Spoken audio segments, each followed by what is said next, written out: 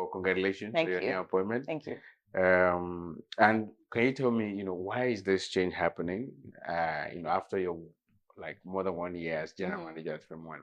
Yeah, why is this happening? I mean, companies evolve, situations evolve, and I think that with every, FilmOne is actually 10 years old this year, which is quite interesting. And obviously, with growth, with different focus, it creates new opportunities for people to focus on certain things, and that's why it's happening. So it's a growth, there's restructure, and yeah. What can you say about your rise? And are you surprised, with your Am I genesis? surprised at my growth? No. I think that it's something that, especially as women, you need to sort of lean into and accept that when you put in the work and when you do what you're supposed to do, and maybe sometimes more than what you're supposed to do, certain things happen, certain things change, and it could be in your favor. Let's not paint a bad story. It doesn't have to be a soppy or bad story every single time. Sometimes it's a good thing, or most times, positivity most times is a good thing. So surprised, no. Appreciative, yes. It's been a lot of work. I've been very blessed with the sort of leaders that I have had over the years. I've been very blessed with the mentorship that I have also had from both the professional and personal point of view, and people that have spurred me on and encouraged me and affirmed me on my journey. So yeah, I'm very happy, proud, and yeah, let's go. So, in your new capacity as the chief content officer at FilmOne, what is your job and what is your responsibility? Simply put, my role is to drive the content strategy for the business. I am very fortunate to be part of a group that has both the cinema as well as distribution and production. And essentially, my role is to drive the entire content strategy for the business as it is. And it's a very, I would say, interesting in many ways. It's a very interesting role. I feel like I wake up every morning thinking, oh God, this is so much work, but I feel blessed to be able to say that I do what I enjoy doing. I am not oblivious of the fact that not everyone can say that. But it really is to drive the entire content strategy. We do production, as you know, we distribute as well. Is to widen the channels that we are working with, to widen the opportunities and platforms where to put our content, to also widen and broaden the audience. We're listening to people. What do people want to see? What do people want to hear? What inspires people? So that entire thing and everything that has to do with content as it serves all facets of our business, that is my role. So, if I understand it correctly, it means both when it comes to the kind of content that are distributed, even from other producers, as well as what is produced by FilmOne Studios. 100%. It is, yes, driving the content for every producer that we work with in a distribution capacity, as well as our own FilmOne Studios production. But then again, we also represent studios, right? We represent some of the global studios as well. It's also positioning that content in a way. How do we create this new? We know that there's a niche market, whether it's for horror or it's for like the finer, what Searchlight Studios is very known for. So how do we hone that audience? How do we make sure that there's also room for them if they do not want to see a Deadpool, for instance? So it is just strategizing in a way that everyone feels heard, everyone feels seen, and that we also grow the sector. We know that we have a big job on our hands to make sure that this sector grows and viewing. That's that's a bold. I know this is it. This is why I say when I wake up in the morning, I'm like, oh God, this is a lot of work. But yeah, we'll do it. So now, what can you say are your key goals, into the next 12 months to 36 months? My key goals are to impact, to grow, and also to impact, to grow, and I want to say influence, but maybe because that's the third of it. To impact. Look, we are poised in a good position to create that sort of impact. But then we're also in an industry where a lot of people are actually quite young, new, and a lot of them are self-taught. So a lot of our focus, and you would see in the strategies that we have going into the later part of this year and of course the new year is how we can just help people hone their skills a bit better.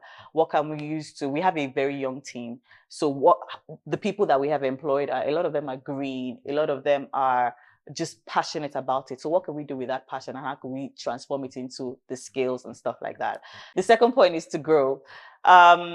We're leaders in the market space. And yeah, we can't run away from that, but we keep growing. We're still in a growing sector, growing in terms of policy, growing in terms of the regulatory process, and growing in terms of infrastructure as well. So it is just being in a position to talk to the people that matter in this area and make sure that they understand what it is that we need, speak to them in ways that we can support as well, whether it's with the policies, with the different companies that are setting up or different parastatals that are setting up policies for that, and also engaging with possible, I guess, people that can fund, that infrastructure that is required as well. And yeah. If there's one thing that, okay, if you don't achieve anything else rather, in the next, say, 2-3 years, what would that one thing be? That, okay, this is the pillar of your strategy, your goal for the next 3 years? It would be to grow admissions. There was a time, I believe it was 2018, the highest number of admissions in cinema. And obviously since 2021 now, it's gone down consistently. And I feel like we have finally touched on why it is going down, and being part of that turnaround. Obviously, it's a full team working on this, and the best, I would say, in the best minds in the sector working on this. It will be to grow those admissions. And why are admissions key for us? Because they're ours. When you deal with whether any other platform, etc., it's almost like it's not African or it's not Nigerian. I love the platforms and I love the transformation that it has given for the work that we do, the content that we produce, as well as the number of jobs that it is created or it is creating, even with commission work and stuff like that. But if there's anything to own, it is things that happen on ground. So with the cinema admissions, with the attendance, being able to see other people open 1 screen, 2 screen cinemas, and they don't have to be our group. Again, I'm talking about general sector-wide growth. So it's being able to contribute in a very structured way to that growth is what I am most passionate about, and creating the content that allows people to go see it. I am happy that you actually mentioned admissions, because I've speaking to a couple of filmmakers, I find that we're in an interesting point in today in the Nigerian film industry. Producers are complaining every day. There was a creative event I was at recently by Providence Bank, and filmmakers echoed the same concerns that there are not enough places to place and distribute their content, even though like box office earnings is growing.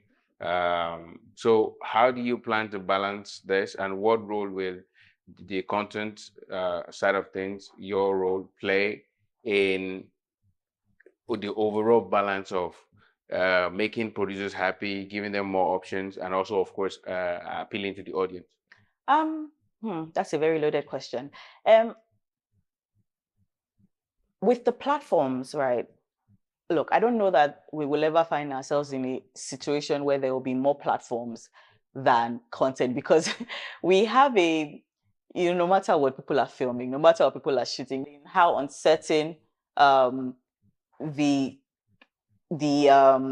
DTS space is right now. You would think that would have stopped people from shooting, but no, people are still shooting, and they're shooting big projects. What that means is that there will always be more content chasing platforms, but it doesn't mean that we shouldn't improve our options. I think that is why we're out there just sort of looking for more options.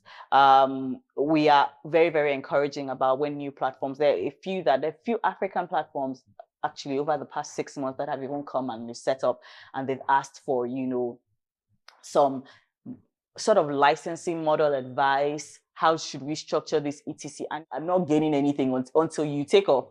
I'm not. But I realized that to build this ecosystem, to ensure that we are sustainable, whilst we still want the internationals to partner with us. Because that exposure is also important, because they're years ahead of us from a production point of view, especially post etc. We still need that exposure, but it's important to grow our ecosystem. So I feel like being just instruments in making sure that that is done, to making sure that we're out there and literally just figuring out who else has. Is there one in Zimbabwe that we haven't spoken to? Is there one in Tokyo that perhaps maybe they like Nigerian or African films, and we are doing that legwork and just sort of broaden it internationally, but also making sure that we're encouraging people locally to do it. Is the reason why before I said cinemas as well, because that is, whilst it's more capital intensive, well, it's capital intensive, whether it's more or no, that one it depends, but it's also something that is easier to encourage because we're right here. So where can you form a screen? I love that a lot of entertainment companies are also doing like what Filmhouse has, which is Filmhouse The Cube, but everyone sort of has VIP screens or some luxury screens coming up in different places. I love the idea because that also brings the whole culture. It also builds it. So for me, it's like, okay, if there's a restaurant that thinks that they can have this, okay, yeah, why not? Let's do this. Let's do it locally. Let's see what we can do. I think encouraging locally in Africa or in Nigeria, where Nigerians are encouraging it locally, and also finding a way of finding all these other countries, finding places. You'd be surprised where people are watching Nigerian content, where they appreciate the content. So just keeping our ears to the ground is how we're doing it, and just encouraging people to say, okay, this is happening. Come and see it. This is good. Let's see how this can be done. So talking about, content strategy and, as your role as chief content officer, do you think one of the developments that will happen in Nigeria will be where we are doing slate announcing months, years ahead of their release? 100%. We're already there. 2 of the strong December films were announced much earlier this year. And we have more studios that are forming, like structured studios that are forming. And I would think that we're late. But going into the year, that is what it's going to be. It's going to be like by half year, you already even know. In fact, for some of the studios, I already got a dating for 2026. And Avatar has been dated for God knows when, but that's where we're going to. And it's why it's important to be exposed to see how things are done generally. We don't claim to know everything, but we certainly will try it. And what do you think the impact of that will be overall? I think that it will help with positioning of the film. So no one is surprised anymore. Like, sometimes you hear of certain titles of the film and you're more interested in the actors because you don't really know what the film's about, but you're thinking, if X person is acting in this film, then it might be better. Now you can actually let the film have a personality and let that IP do its thing as opposed to the acts in it. Whilst they're important, the IP is the film is the star. But I also think it helps like a structured environment, and I believe that a lot of people are going to start doing that as well. It's the right thing to do. People are able to plan schedules a bit better. People are able to plan marketing a bit better. You're even able to plan cash flow because this film is releasing around this. I need this sort of money for marketing, etc. And it gives a proper semblance of a proper economy. Like when you think of the entertainment space, everybody says, "Oh, it's not structured," and people don't really rate us like that. But when people now see that we're doing this thing, and a lot of it is, a lot of people are bootstrapped on this journey. So announcing slates, announcing dates, this is when it's going to release, this is what it's about, this is who's in it, and announcing it months in advance, I think that it's certainly a good start to the year and to the future. Your final thoughts. What I want to ask is, how does someone intend to continue to stay ahead of, right now, I believe about, I'm not sure now, 70-80% of the market is Filmhouse Group. I don't know where your numbers are from. I mean, from the yearbook. So most of the titles are distributed by FilmOne. Yeah. So how does FilmOne intend to continue to do what you have to do to stay ahead of the game? I think it's just making sure our focus is our focus. We've never gone into any year just sort of saying, how do we capture the market from this person? No, it's always, how do we do the best? Everything we do, it is, we did this one this way. Can we do it differently? Do we think we'll capture another market? Those sort of risks, they're expensive, but they pay off because then we get a learning that no one else has. I can tell you how, films perform in Cote d'Ivoire as compared with South Africa because I have tried both markets, and they're both African markets, but oh my God, so different. So I think besides like, oh, capturing the market and maintaining 80%, which don't get me wrong, it's always nice when you say we have X amount percent in the, whether it's exhibition or distribution, but it is making sure our focus is our focus, just doing the work. I am so proud of like the team that we work with, and it always brings a smile to my face when I think of my team, because you have to see when it doesn't work out, their emotions, because this thing is just not work to us. It is, for a lot of us, it's our lives. And for a lot of us, we just genuinely love what we do, and we love the people that we work with, and we want to see it grow. It's the reason why we're very keen on how the economy is growing, how the ecosystem is growing, because if it grows, we also grow, you know? So it is just making sure that our focus is our focus, which is doing the work, giving the best content that we are proud of, that we'll see our names on, and we're like, yes, we're proud to be on this. That really and truly has always been what it was about, and it's always what it will continue to be about. Just focus on the work. Thank you very much, and it's nice catching up with you. Once again, congratulations on your appointment, and we look forward to catching up with you again soon. Yes, thank you, and well done. I see you, I see you, I see you.